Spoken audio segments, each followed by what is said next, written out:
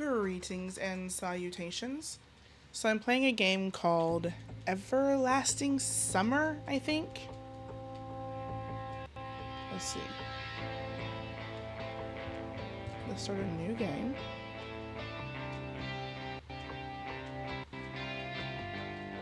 Maybe.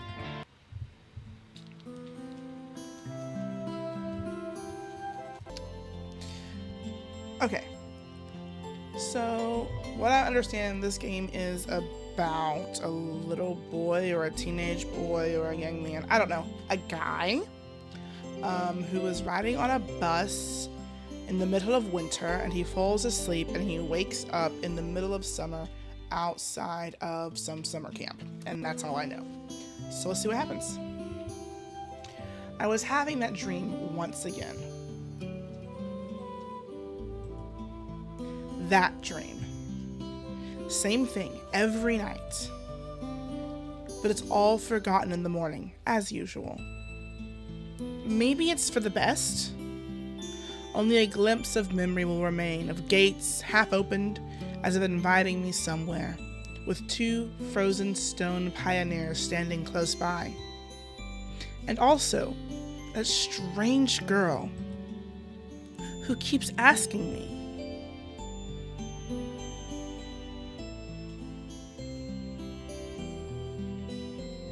will you come with me? Also, I think this might be an anime sort of game from Russia, because I'm pretty sure that's Russian, but I don't speak Russian, so I could be wrong. But that's what that looks like to me. But I know it's an anime-style visual novel, so it's an interesting concept of combination. We'll take it. Come? But where? And why? And where am I anyway? Of course, if it all happened in real life, I would certainly have been scared. But what else would one expect to feel? This is just a dream. The same one I see every night. There must be a reason. You don't have to know where or why to realize something is really happening. Something desperately seeking my attention. Since everything that surrounds me here is real, as real as the things in my own flat, I could open the gates, hear the hinges creak, brush the crumbling rust away with my hand, inhale the fresh, cool air and shiver from the cold. I could, but to do that, I would need to pick myself up, take a step, move my hand. But this is a dream. I understand that, but what of it? Why does my understanding change? Because here, it's just like on the other side of the cracked screen of an old TV, which struggles to fight against static, noise, and strives to show its audience everything without missing a single detail. But the picture is getting blurry. I must be waking up soon.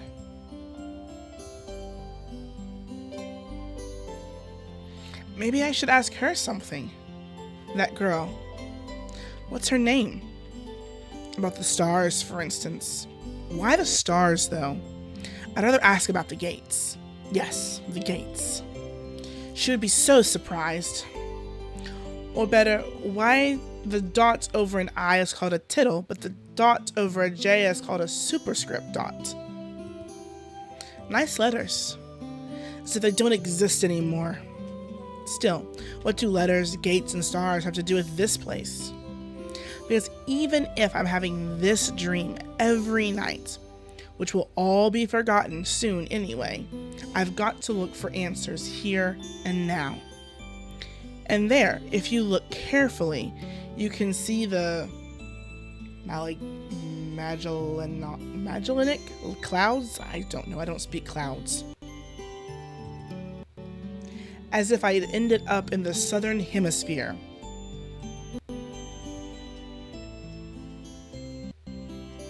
In a dream, there are the small things that catch your attention.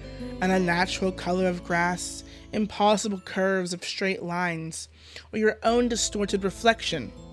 while the real danger, which could put an end to everything right here and now, seems trivial. It's natural since here you cannot die. I know it for sure. I've done it hundreds of times. But if you cannot die, is there a point in living? I should ask the girl. She's a local. She should know. Yes, exactly. I should ask her about the owl, for example. One strange bird it is, though it doesn't matter. Will you come with me? Every time I have to answer. It's the only way, otherwise the dream will never end, and I will never wake up.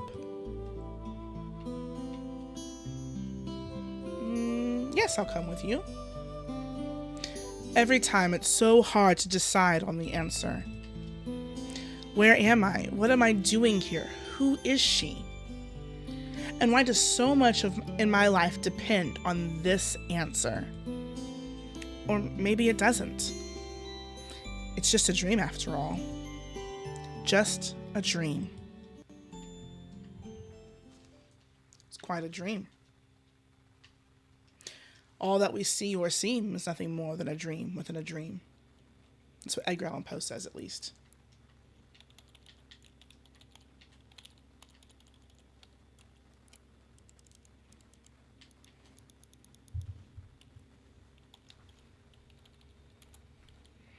Oh, it's that girl from that show. What's that show called? It's a kids show. It's got the creepy guy with the mustache, that Rotten Randy or whatever his name is. Ugh. But that's her. I don't know her name. Busy Town? Is that the name of the show? Something like that. The computer screen stared at me as if it was alive.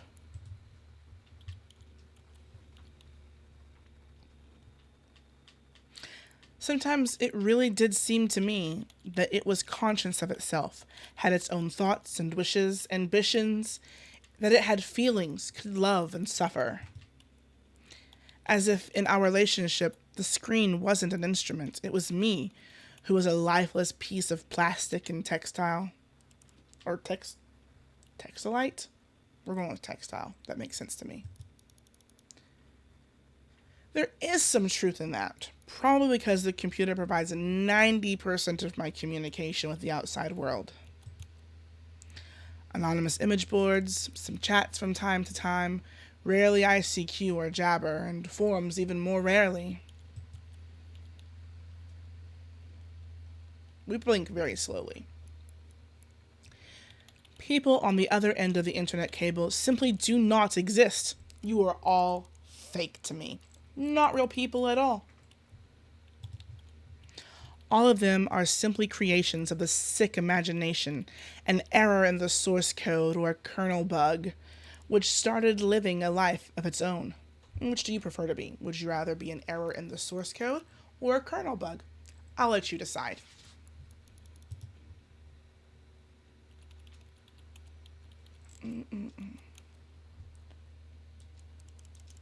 It's a bit blurry. What is it? It's like a panda? An angry panda. Oh, it's a light on a ceiling with some wallpaper that's peeling. If I looked at my existence from the outside, such thoughts would seem crazy, and a psychologist would surely give me a bunch of sophisticated diagnosis and maybe write me a doctor's referral to the loony bin. Been there, done that, bought that t-shirt. It's an interesting view we have. I'm confused by it. I don't quite understand it. This is very interesting.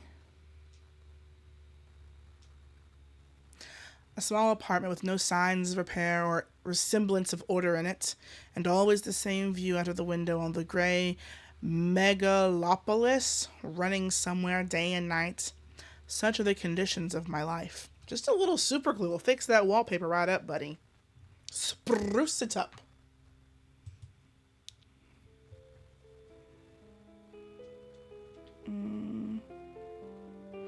Well, of course, it didn't all start like this. I was born, went to school, and finished it like all the others. I'm very proud of you for that. I was accepted at university, where I spent a year and a half trailing behind and struggling. I drifted through several jobs. Sometimes it was working out quite well. Sometimes I was even getting decent money for it. But it all felt like it was not mine, as if taken from another man's biography. I wasn't living life to the fullest. It was looping over and over in monotonous circles. Like the movie Groundhog Day. Solid film. It's just that I had no choice in how to spend my day, and every day repeated itself, the same vicious spiral. A spiral of emptiness, misery, and despair.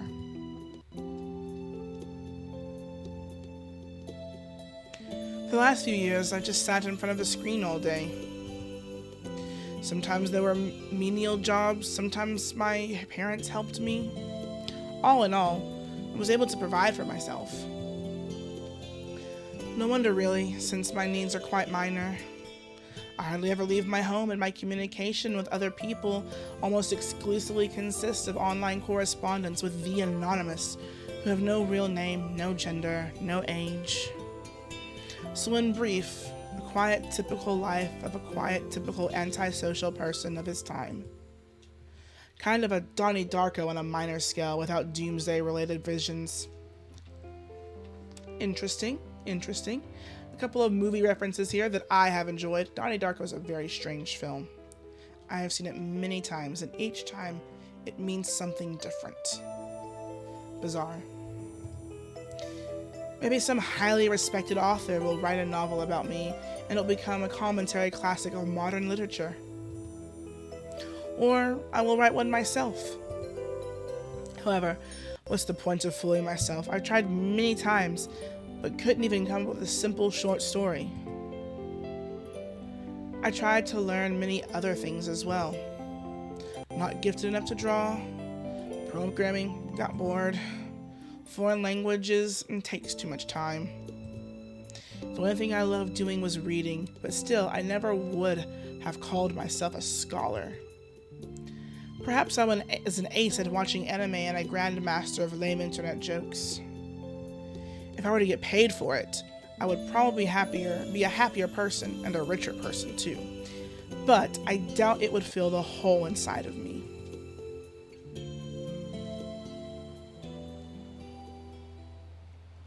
Today was another typical day of a typical failurer's typical life. And today is the day when I have to go to my university reunion. Frankly speaking, I really don't want to. What is the point? The time I spent with them was so short. However, I was persuaded by a friend, my former university mate, and one of the few with whom I kept in touch other than through the internet.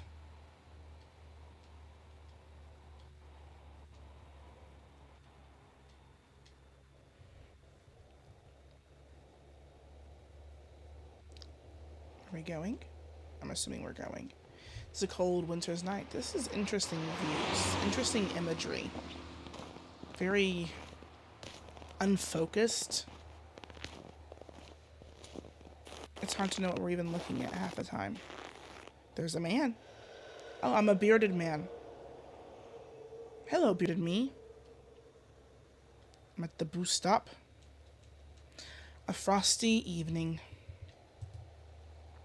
Bus stop. Waiting. I never liked winter. Though hot summer is not my season either. It's just that I see no reason to point out any particular time of the year. It doesn't matter much what the weather is outside when you stay home 24/7. The bus today was running so late that I was about to curse it all and spend my last few hundred rubles for a taxi. The idea of just returning home didn't cross my mind for some reason. As usual, millions of thoughts flew through my mind, but there was not a single useful one to seize on. Such a thought that you could bring into existence, give shape, turn into an idea, and put into practice. Maybe I could start my own business. Where would I get the money from? Or maybe I could go back into working in an office. No, no way. Maybe I should try freelancing? But what skills do I have and who would want me after all?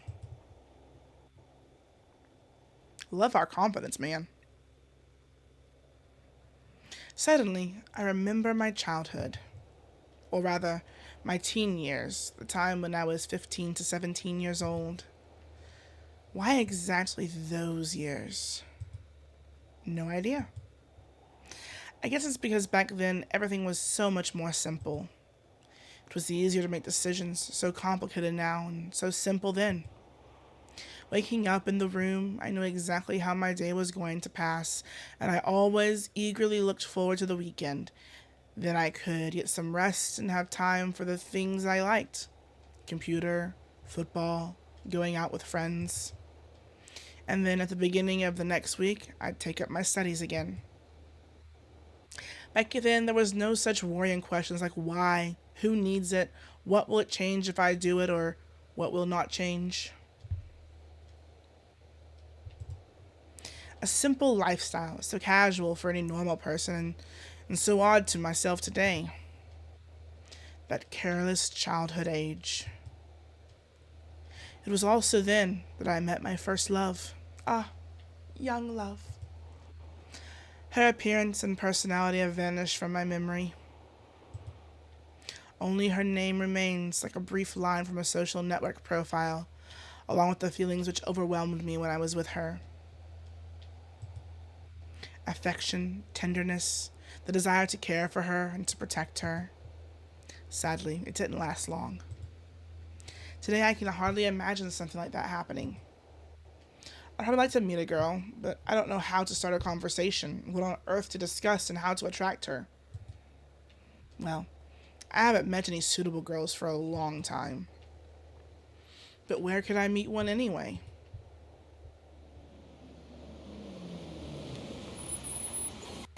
It's the boost! The sound of an engine brought me back to reality. A bus pulled over. There was something abnormal about it, I thought.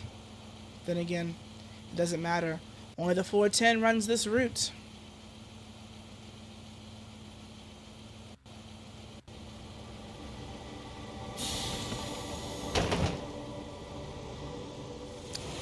This is one of their magic buses. Street lights pass me by.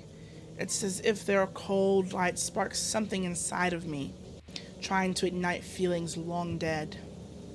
Or maybe not ignite, just awaken them. Because those feelings, they have been living in me for a long time, slumbering and waking up again. The driver's radio was playing some very familiar tune, but I wasn't listening to it. I was watching the cars pass through the fogged up window. Because people are always rushing somewhere, chasing something they need, stuck in their own little worlds. Why would they care about mine? Probably have their own serious problems, or maybe they have much easier lives. You can't know for sure, since all people are different. Or are they? Sometimes someone's actions can easily be predicted, but if you try to look inside his soul, you will see the impenetrable darkness. The bus was approaching downtown, and my thoughts were interrupted by the bright city lights. Hundreds of billboards, thousands of cars, millions of people. I watched this light show, and somehow I got terribly sleepy. My eyes closed for just a moment, and then what?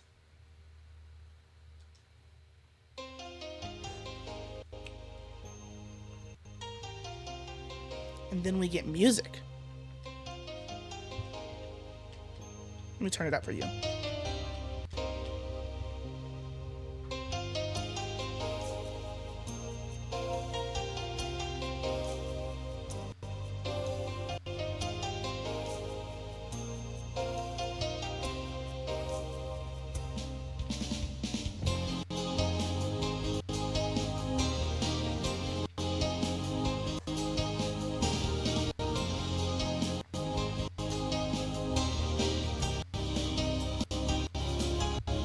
wish I could read Russian. I'd tell you what their names were.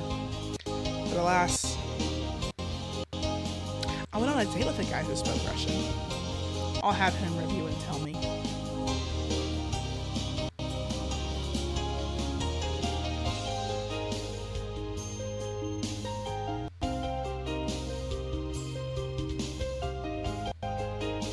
I'm gonna give them all their special names.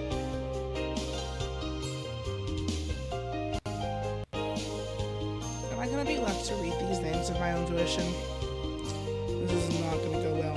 I know that says Everlasting Summer, because that's the name of the game, not because I can read Russian. I'm just glad the subtitles are in English. Day 1. This was a rather long intro. Bright daylight struck my eyes. At first, I didn't pay attention, as I wasn't fully awake. On their own, my legs carried me towards the door.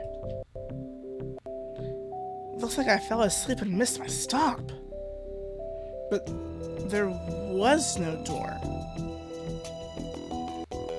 I looked around the bus and realized that it wasn't a good old worn-out Liaz, I don't know. Instead, the bus was an Icarus model, a new one. I froze in shock.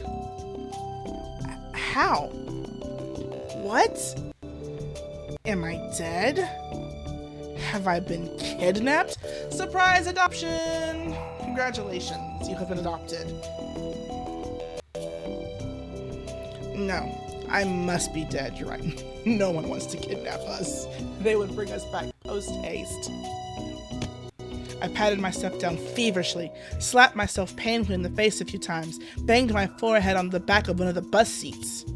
It's clear, either I'm still alive, or you can still feel pain when you're dead. But how could this have happened? Maybe I slept for too long and ended up at the bus depot? And then, what? Did they put me into another bus? Yeah, that makes sense. I rushed out and took a look around. I thought we said there was no door. Greenery everywhere I looked. Tall grass on the roadside, trees, flowers. Summer? But how? It was winter just a moment ago. My head is aching unbearably, as if I was going to explode. Slowly, I began to remember.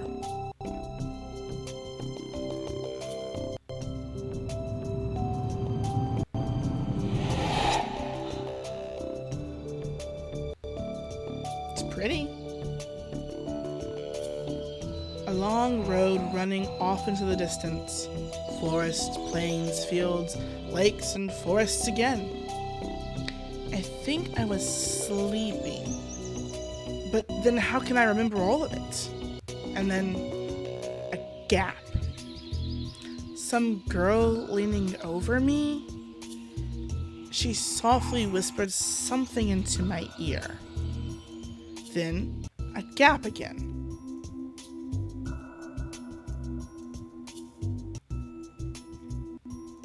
And then I woke up here. Who was that strange girl? Or was she just a dream? For some reason, thinking about her made me feel better and calmed me down a little. I felt warmth all over, coming from the inside. Could it be her who brought me here? Then I need to find her. The best place to look for her is away from here. I rushed to the left, then to the right, then stopped, hesitating on where to go. Finally, I ran in the direction from which the bus had probably came.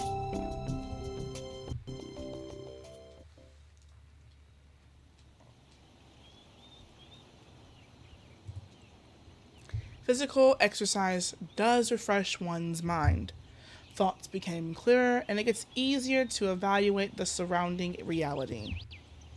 Now, in my case, however, I was sitting on the side of the road, wheezing and trying to ease my sore throat by gulping breaths of hot air. Sounds about accurate. I don't exercise. I don't exert myself physically if it's at all possible. In any case, the run did its job. The fear withdrew for a while. Maybe I really am just dreaming? Though, recalling my self-harm on the bus, I immediately rejected the idea. I'm neither dreaming nor dead. A narrow road ran through the field far into the distance. The exact same road from my dream. I must be very far away from home. And it's not just that winter was yesterday and it's now summer. It's the whole environment. Of course, summer is usually like this, green and hot, but everything here is not entirely lifelike. Everything looks like it was taken from the paintings of Russian landscape artists of the 19th century. The grass is just too lush. The bushes are not like what bushes should be. They are so thick that you can't see anything through them, like treetops, honestly. And the trees themselves. The forest was quite far away, but the trees looked as if they had closed their ranks and were now just waiting for an order to advance onto the fields and plains. I caught my breath and looked at the bus, which was now barely visible. That was a good run. Fear overtook me once again. Those power lines. There must be people here. But what does it mean? In fact, it means nothing at all. Couldn't they have power lines even in hell? No, in hell you don't get electricity or Wi-Fi, simply gnashing of teeth. Roasting centers over hot coal? That sounds so last century. I must have reached the point of no return, after which you should either lose your mind completely or finally understand what is going on. And while I still have no choice, I should pick the second option. I slowly head back to the bus. Of course, it was scary, but I'm not likely to find answers in the fields or the woods, and this wretched bucket of bolts is the only kind of link that I have with the real world. Russian words that I cannot read. I should carefully scout the area.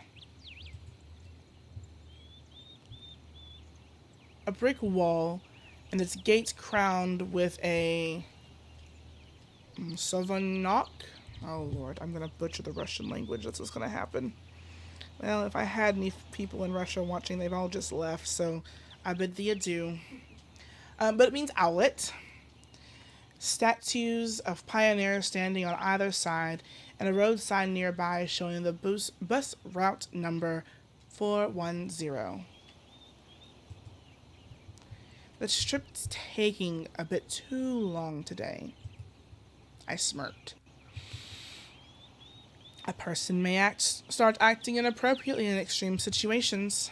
Something like this that is probably happening to me now.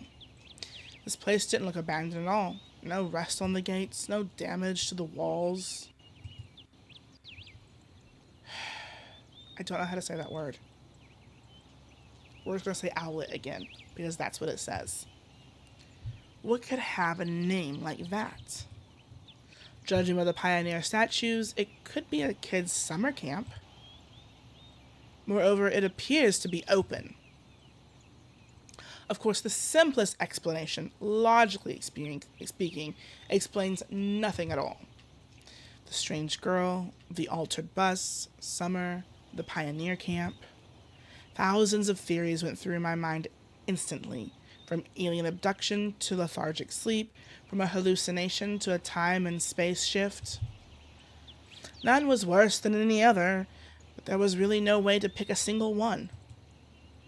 Then it occurred to me, I can try and make a phone call. I took out my cell phone and dialed the first number from my contact list. Well, that's a sound I haven't heard in a long time. But instead of signal bars, the screen was showing a thick cross. Alright, There may be no signal in such a remote place, but I cannot be the only one who came here. Buses don't drive themselves. I examined the bus from all sides to make sure it wasn't a hallucination. Bits of dirt on the bottom, some rust here and there, faded paint and worn-out tires. No, this is definitely a very ordinary Icarus. Yes, exactly the kind of bus which takes you to a place beyond your understanding if you carelessly fall asleep. I gave a nervous chuckle. It came out by itself, sporadically, because this wasn't the right place or time to laugh. Oh, don't worry. If there is an inappropriate time for laughter, I will find it, and I will laugh. But where on earth is the driver? Cautiously sat down on the curb beside the bus and started to wait. My patience didn't last long. Ooh, pardon. My anxiety seemed to have reached its peak, and I started to go slightly mad. In such a situation, anyone would have probably felt this something similar. Aliens and parallel universes were gone from my imagination, leaving only void and darkness.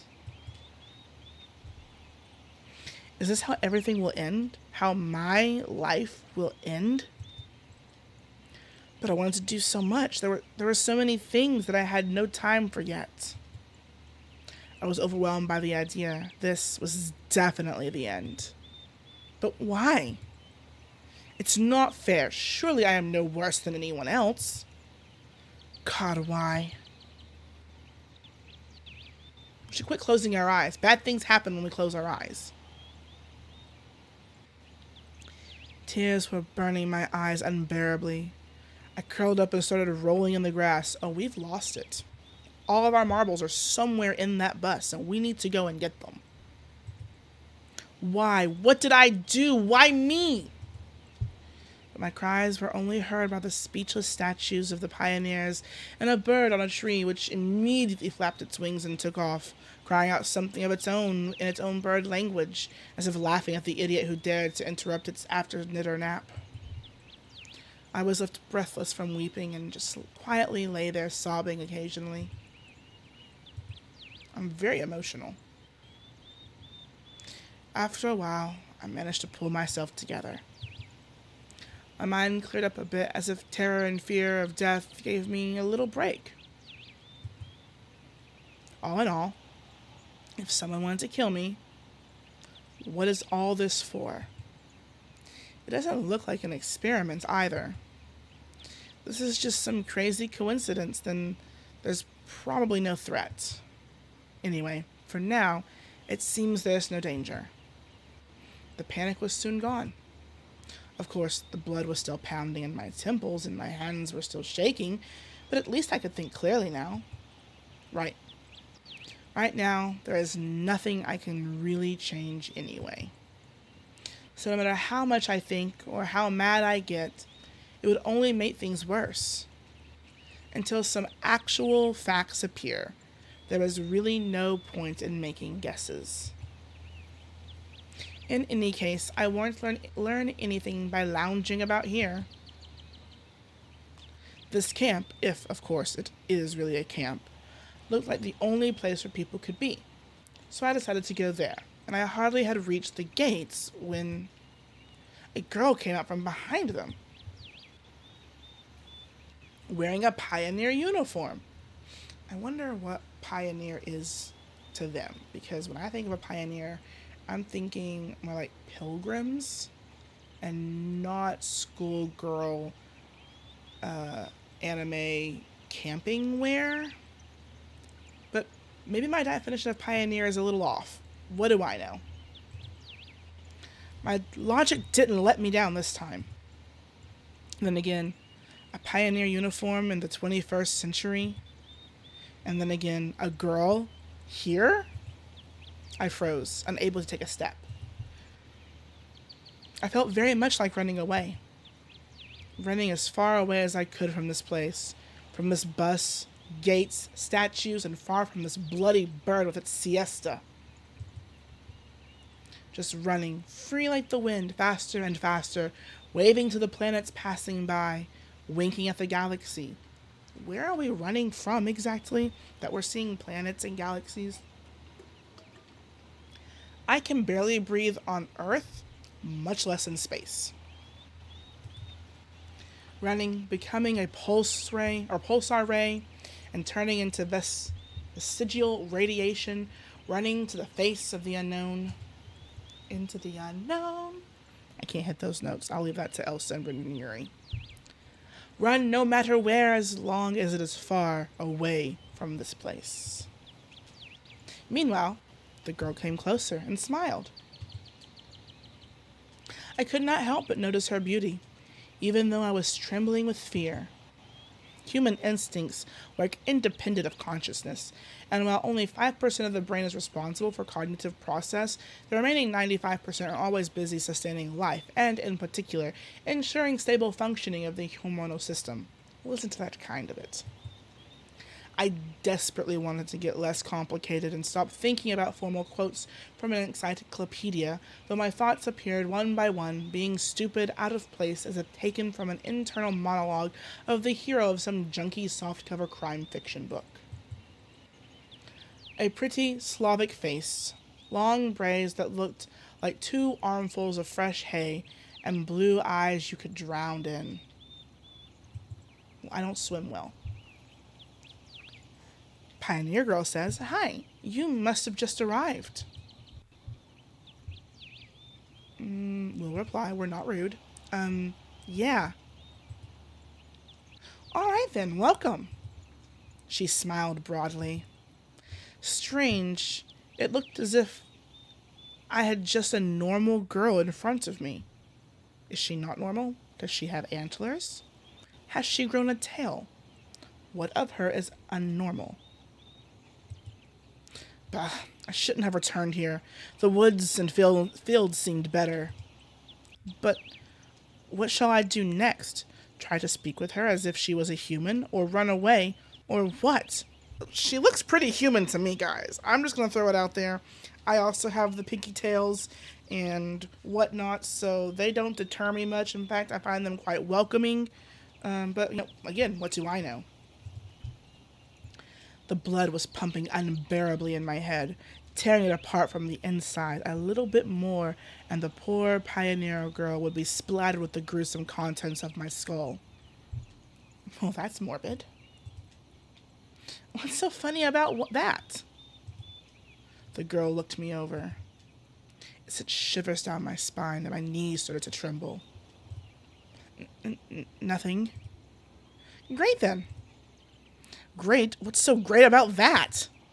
Suddenly a thought crossed my mind. To hell with it all. Forget the bus behind me, the fact that it was winter yesterday and summer today.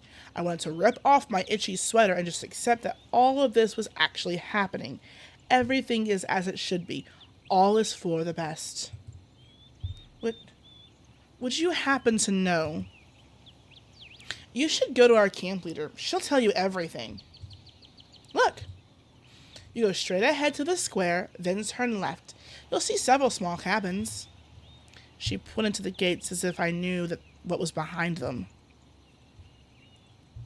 Well, you can ask someone where Olga.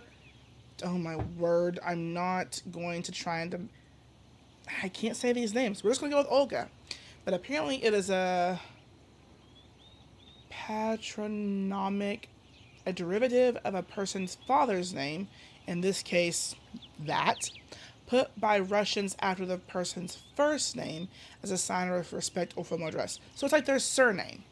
That's what I'm understanding. Is that? I'm going to have to ask my Russian friend questions after this. Got it? Of course I didn't. Well, I've got to go now. Bye, Pioneer Girl. The girl waved her hand at me and disappeared through the gates. It seemed as if to her I was something ordinary. And all this show with the bus and the travels, while awake or asleep, were troubling only to me, Well, everything else here is just the way it's supposed to be. Camp leader, pioneer uniform. What? Are they doing a historical reenactment here? I hope I won't find Lennon standing atop an armored car in this square. But even that would not surprise me right now. After standing alone for a while, I headed into the camp. A mere 50 meters ahead, a small one-story house popped up on the left side. The sign near the door said clubs. I was about to come closer when the door suddenly opened and a short girl wearing a pioneer uniform came out. Her pretty face gave me the impression of one suffering for the fate of the whole of mankind with a truly universal sorrow. As soon as she saw me, the girl froze, as if frightened. I do have that effect on women and men and small animals. I froze too, considering what was best to do, to approach first, or to wait until she showed some initiative. Or maybe run away after all? Although the last option was constantly being suggested only by my self-preservation instinct. At least, that is what I'd like to believe. Not the worst human instinct, but far from the most logical. If this instinct played poker against deductive abilities, the outcome would be predetermined. And those deductive abilities, or at least their semblance, were hinting to me that there was no need to be afraid of this girl. Suddenly, somebody jumped out of a nearby bush. The girl wearing a bright red t-shirt with USSR written on it. Such a perfect reproduction of the age.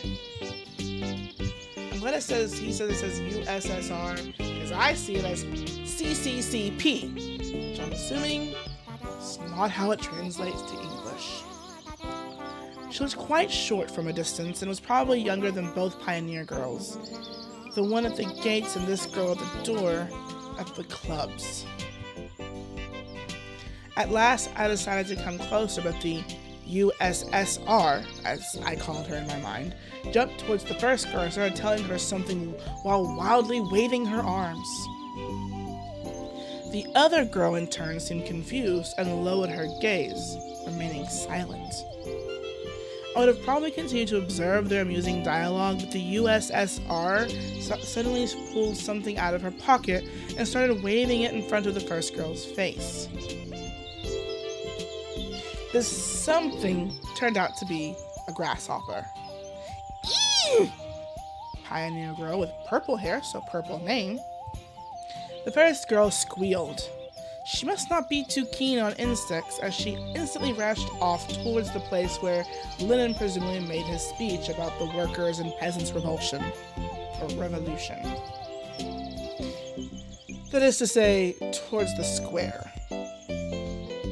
The USSR glanced at me, grinned playfully, and dashed after her. Not a bad start to the day. I have absolutely no clue where I am. Besides that, there are some kids here role-playing as pioneers. And as far as I can tell, this place is located thousands of kilometers away from my home. It might even be a different reality.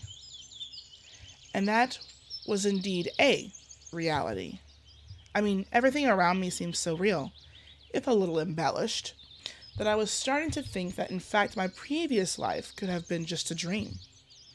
And what am I supposed to do now?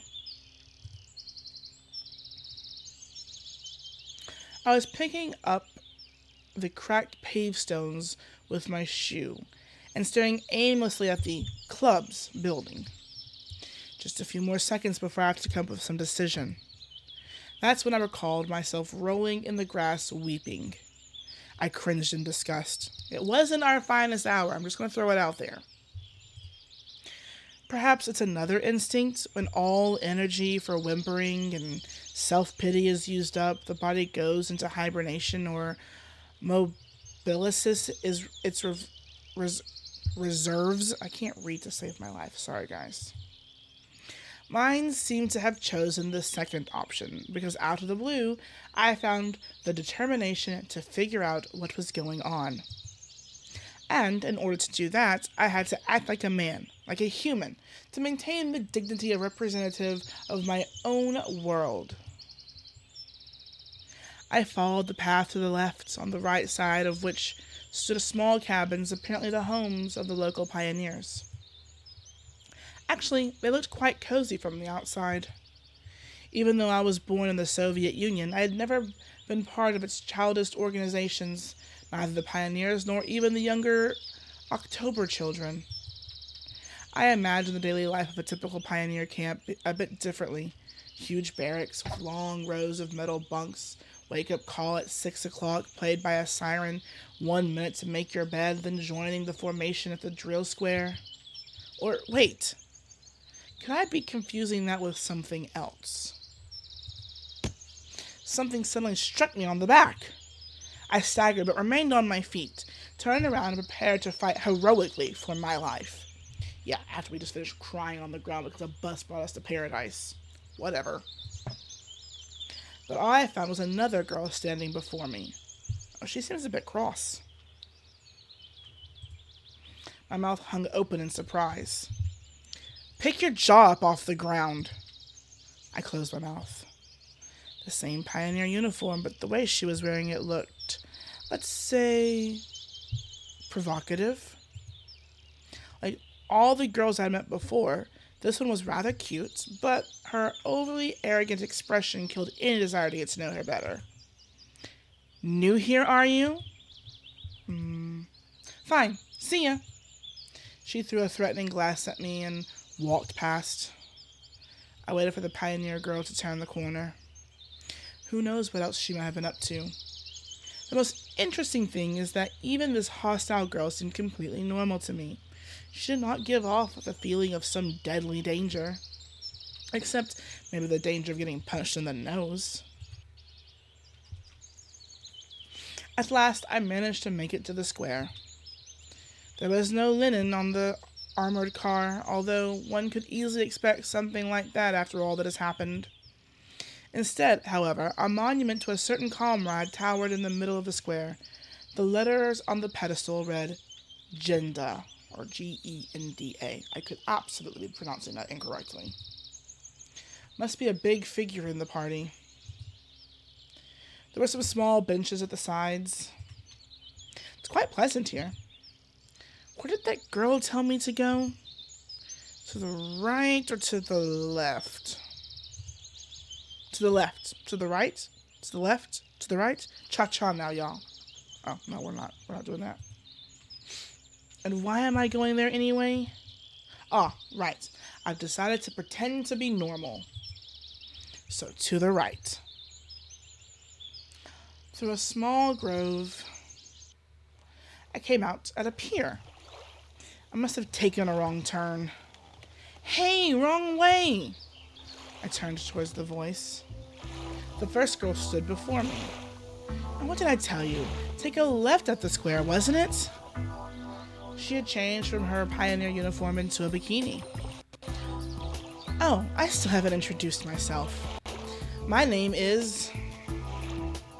I'm about to butcher every single one of these names, guys. Okay.